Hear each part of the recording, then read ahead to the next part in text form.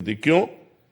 क्योंकि आपका शरीर प्रयोग करने का अधिकार है, शरीर को नष्ट करने का अधिकार नहीं, ना भारतीय कानून में ना भागवतिक कानून में।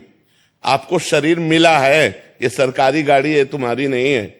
इससे परमार्थ की यात्रा करके भगवत प्राप्ति कर लो या बुरे आचरण करके नरक प्राप्त कर लो, इसके लिए तुम स्वतंत्र हो, लेकिन इसको नष्ट नहीं कर सकते। अगर इसे नष्ट करने की चेष्टा की तो भारतीय कानून भी तुम्हें बंदी बना लेगा और सरकारी जो भागवतिक कानून है वो तो तुम्हारी दुर्गति हो ही जाएगी, आत्महनन गति जाए।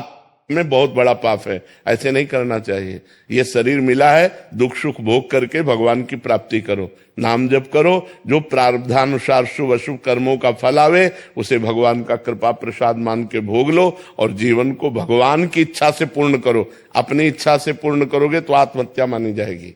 महाराज जी, ये पूछना चाहती हूँ कि यदि कोई आत्मा हानि करता है तो ये भी तो विधाता ने ही रचा है। नहीं, ये विधाता ने नहीं रचा, ये मन ने रचा है, ये मन ने रचा है। जो पाप कर्म किए जाते हैं वो निगेटिव चिंतन पैदा करते हैं, नकारात्मक सोच पैदा करते हैं, वही डिप्रेशन में ले जाते हैं और वही सुसाइड का प्रेरणा करता है।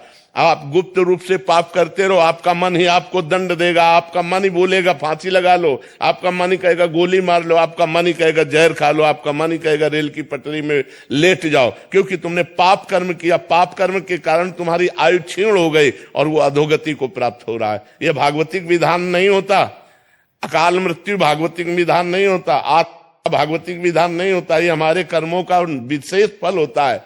कोई महान अपराध, महत अपराध बन गया जिससे आत्मा का योग लगा। लेकिन महाराज जी, यदि कोई खुद को बेगुनाह साबित करने के लिए कर लेता है, उसका पूर्व पाप है।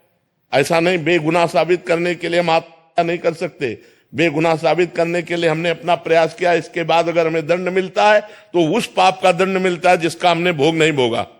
कोई गुप्त पाप है और वो पूर्व का पाप, अभी हम अपराधी नहीं हैं लेकिन मुझे सजा मिल रही है, तो मेरे पाप का ही फल भोगने को मिल रहा है, अन्य नहीं। मुझे चाहिए आत्महत्या ना करके उस दंड को स्वीकार करके हम भोग लें, चाहे भले फांसी क्यों ना मिले, तो हमारा पूर्व का सारा पाप नष्ट हो जाएगा, हमें भगवान की कृपा प्राप्त होगी। हमें आत्महत्या करने का अधिकार कदापि नहीं, किसी भी परिस्थिति में नहीं है। शास्त्र ऐसी आज्ञा नहीं करते, नहीं, कदापि नहीं। अगर आप निर्दोष हैं और फिर आपको सजा मिलती है, आपको दंड मिलता है, तो आपके उस पाप का फल है जो कोई पाप नहीं जानता। आपने वो पाप किया और कोई जानता नहीं, उसकी कोई प्रायश्चित नहीं, उसकी कोई सजा नहीं, वो पाप आकर के आपको यहां निर्दोष स्थिति में दंड प्रदान कर रहा है। एक हम आपको कथा सुनाते हैं, प्रगट की है, उसे कथानक रूप में कहा गया। एक स्वर्णकार था, वो बहुत बेईमानी से सोने का काम करता था, मिलावट करके असली सोना रख लेना और नकली बना करके देना, ऐसा। और दो राजकीय कर्मचारी आते थे उसके यहाँ, पुलिस वाले, वहीं रात्रि में सोते खाते पीते, गश्त लगाने वाले जो होते। धीरे धीरे मित्रता हुई और धीरे धीरे सारी पोल हो जान गए स्वर्णकार की, और सब पता चलने लगा कि इतनी संपत्ति इसके पास है।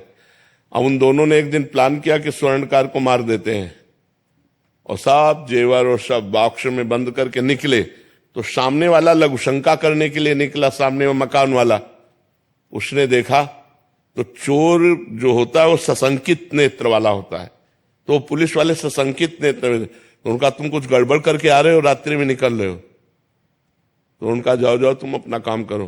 तो वो बोले नहीं, हम हल्ला मचा देंगे। तो उनका सुनो, कुछ साझेदार बन जाओ, हम तुम्हें दे देंगे लेकिन तुम चुप रहो। बोले हम बेईमान आदमी नहीं है, हम ईमानदार आदमी हैं। और वो लड़ गया।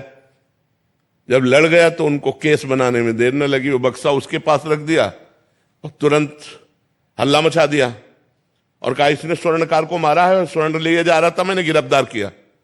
पूरा का पूरा केस उसके ऊपर आ गया। अब उसको बंदी बना लिया गया। गवाही पुलिस वाले कि इसको हमने घर से निकलते देखा है और ये बॉक्स उसकी चोरी का है और इसने स्वर्णकार को मार दिया, और केस पुलिस वालों ने किया था और ठोक दिया सामने वाले के। अब जब जज के सामने पेश किया गया तो सारी साक्षी उसी के खिलाफ थे, जो सत्य आदमी था। तो उसने रो के कहा जज से कि आप जो सजा देंगे वो तो भोगना ही पड़ेगा, क्योंकि साक्ष्य हमारे खिलाफ है, लेकिन मैं हृदय से कहता हूं मैंने पाप नहीं किया, ना मैंने उसे मारा है, ना मैंने चोरी की है, मैंने ऐसा ऐसा बोला तो मुझे फंसा दिया गया। तो जज के अंदर भगवान बैठे हैं। उन्होंने कहा कि ठीक है, हम इसे और खींचते हैं, तारीखें और दी। और एक दिन एक आदमी जो ऐसे ही फुटपाथ में मर गया था, उसके साथ उस जिसके साथ मुकदमा चल रहा था, सत्य आदमी को, उसको पुलिस वालों को साथ दिया कि आप इसका अंतिम संस्कार कराएं। जब अंतिम संस्कार करने के लिए गए तो एकांत में कहा कि देखा, कह रहा था हमारी बात मान जाते तो कुछ हिस्सेदार बन जाते और आराम से मौज लेते। हमारी बात नहीं मानी ना, फंस गया ना, अब फांसी होगी तेरे को। और उनके जो सत्य आदमी था उसके पास वो वीडियो बनाने वाला कैमरा लगा दिया गया था। जज ने सफाई के लिए जब वो गया, पूरा वीडियो सहित पेश किया, तो सत्य आदमी तो निर्दोष था ही। तब जज से उसने कहा कि जब मैं निर्दोष हूं, आज आप जान गए